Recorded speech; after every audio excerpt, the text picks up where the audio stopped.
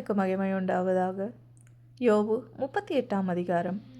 யோபு 38ஆம் அதிகாரம் 1 முதல் 41 வரை வாக்கியங்கள் உள்ளன. இவை அனைத்தையும் நம்மால் என்னால் வாசிக்க இயலாது. அது அதிக நேரங்கள் எடுக்கும்.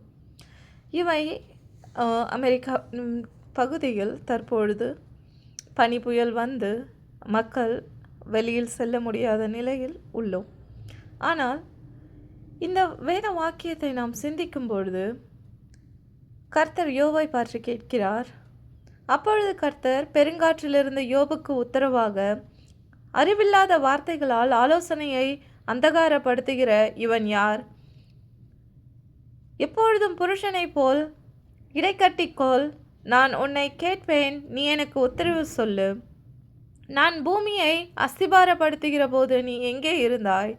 நீ அறிவாளியானால் அதை எனக்கு அறிவி. அதற்கு அளவு குறித்தவர் யார்? அதன் மேல் நூல் போட்டவர் யார்? இதை நீ அறிந்திருந்தால் சொல். இப்படி ஒவ்வொரு காரியமாக தேவன் கேட்கிறார். நம்மால் சொல்ல முடியுமா? இந்த பூமியின் அளவை குறித்தோ அல்லது நமக்கு வருகிற மழையின் அளவை குறித்தோ இந்த நேரத்தில் வரும், எவ்வளவு அளவு வரும் என்று? விஞ்ஞானிகள் இருக்கிறார்கள். ஆனால் விஞ்ஞானங்கள் அனைத்தையும் காட்டிலும் தேவனுடைய செயல் அதிசயமானது, ஆச்சரியமானது. இந்த வாக்கியங்கள் நீங்கள் முழுவதையும் வாசித்து பாருங்கள், நமக்கு ஒரு தெளிவு கிடைக்கும். இந்த வாக்கியங்களை கொண்டு தேவன் தாமே உங்களை ஆசீர்வதிப்பாராக. ஆமென்.